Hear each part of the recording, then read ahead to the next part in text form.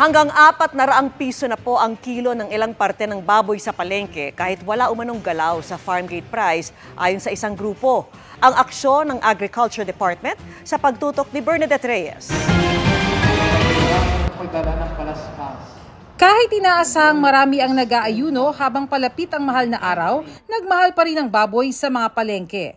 Pumalo pa nga sa 370 pesos ang isang kilong kasim nito at 420 pesos ang isang kilong pork liempo. Ang hirap ng baboy, tapos ang taas-taas pa ng presyo. Ipinagtataka rin ito ng mga magbababoy dahil wala namang pagbabago sa farm gate price ng pork.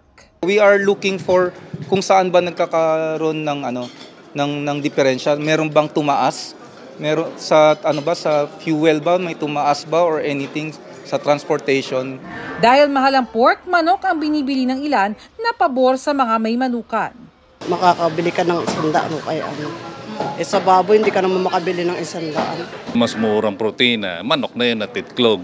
Sana makinabang yung mga natin, yung mga magsasaka, yung mga livestock raisers. Yun ang tinitingnan ng department. Sana wala mag-take advantage ng mga traders. Bukod sa pagpapalakas ng produksyon, gumagawa rin daw ng paraan ng Department of Agriculture para pag-ugnayin ng mga producers sa mga pamilihan. Naghahanap kami ng mga food hubs. Doon lalagay yung mga produce directly from the farmers para yung mga negosyante, doon na sila bibili. Para sa GMA Integrated News, Bernadette Reyes, nakatutok 24 oras.